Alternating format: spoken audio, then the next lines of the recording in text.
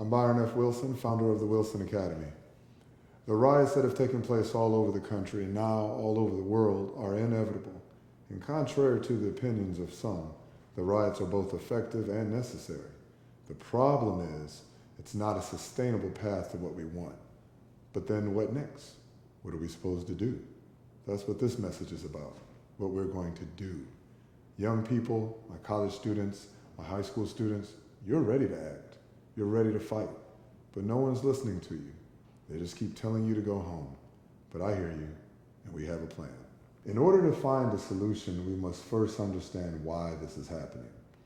The reason that officers of the law and private citizens acting as if they're officers of the law continue to murder us is because we can offer no consequence. For example, the reason you don't see Jewish people being murdered by police is because the Jewish community can provide economic consequences. They own things collectively. They're well invested in the media and the law, and they've built a strong community by focusing on exclusive internal growth and wealth building. But when members of the black community are murdered by white officers or vigilantes, we peacefully protest, focus on whatever election is upcoming, and ultimately, there are no convictions for the criminals. There's something that we missed about how the civil rights movement was effective. Protesting was just the beginning. It was to unify the people and bring attention to the issue. But the next step was always economic action, boycotting, investing in our communities. Then that economic action is what forced legislation. The reason our efforts continue to fail is because we first of all keep asking for change instead of forcing it. But secondly, because we keep skipping a critical step in the process. So what do we want? Well, in the short term, we demand justice. In the long term, we demand reform. But we must be specific if we are to hold our nation accountable.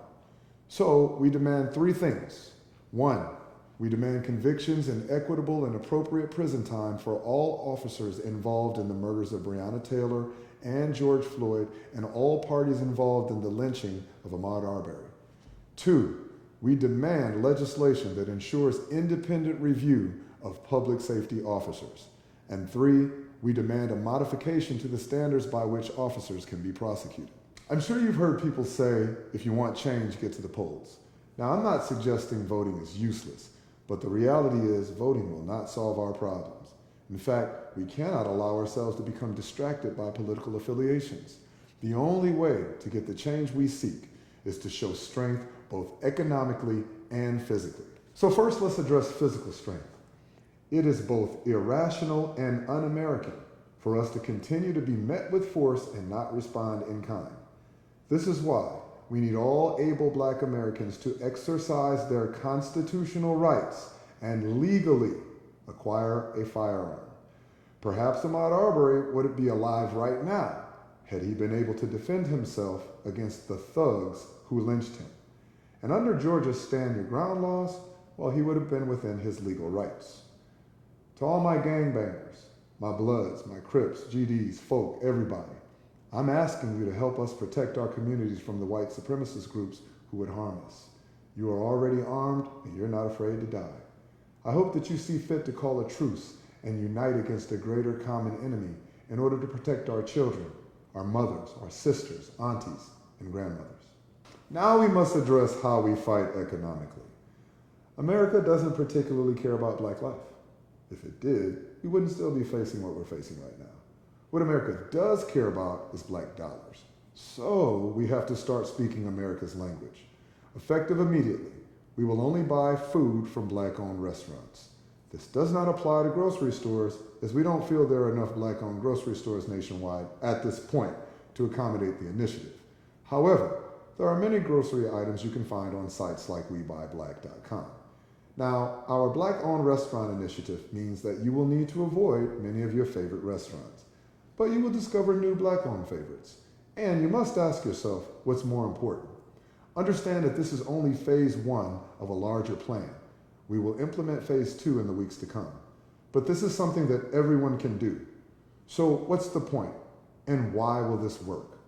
According to both Nielsen and the CDC, black people eat more fast food than anyone.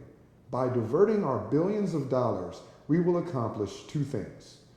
One, change is not free. Supporting only Black restaurants keeps our money in our communities, money we can ultimately leverage to create the changes we all want to see. And two, it uses our money we're already spending anyway, to create powerful billionaire allies. These companies will do what is necessary to get our dollars back. And if that means helping us to meet our objectives, well, then that's what they'll do. There are a few important notes to make when concerning this plan. This is not a boycott. We are not punishing white businesses. We are simply consumers who are making a choice to exclusively support Black restaurants in the strategic interest of justice and reform. Please note that we are exclusively supporting Black-owned restaurants, not minority-owned. The terms Black and minority are not interchangeable. So, to my Chinese, Korean, Arabic, and Indian restaurant owners, we have nothing against you personally. But if we don't do this now, there will be none of us left to buy your products anyway. If a franchise location is owned by a Black person, eat at that location exclusively. We will not harm our own people. There are websites like eatblackowned.com that you can use to find Black-owned restaurants in your area. But I'm confident that once everyone learns of our initiative, they'll let you know how to find them. We will not support non-equitable services. We will support Black restaurants that offer the quality and service we deserve. And if we have a negative experience, we will not generalize and say, see, this is why I don't support Black businesses. We will simply express our concerns to the management, and if we so choose, we just won't go back to that particular restaurant, just as we would behave with a restaurant that isn't Black-owned. This is not a one-day event. Did you know that the famous Montgomery bus boycott lasted over a year? 381 days to be exact. It takes time and consistency to have impact, just as it took time and consistency to implement the racist constructs we are fighting. We will continue with our strategy until our demands are met. At times, this will not be easy. You will be tempted to stray. But please accept that there can be no change without sacrifice. A brief message to white Americans. We don't hate you. We don't hate America. We just need it to work for us in the same way it works for you. Please stop saying all lives matter. Saying all lives matter is like one house in a subdivision is on fire. The fire truck arrives and you ask the fireman to douse your house with water, even though it's not on fire, because your house is important too. We've been asking for equality for hundreds of years now. Please process that. Understand, we're done asking. This word you see on my shirt is ukurua. It's Zulu. It means fight. Black people, I need us to know that we are bigger than slavery. Our existence didn't begin when we became useful to America. We have our own continent, our own African culture, our own independent history.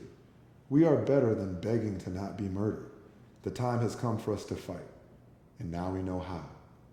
Now, this plan cannot work if people don't know about it. So if you do nothing else, it's important that you share this post or the link to this post on all your social media. And whenever you mention the plan, please use the hashtag #HowWeFight. You can find a hard copy of the plan at thewilsonacademy.org. Remember, #HowWeFight. Share the post.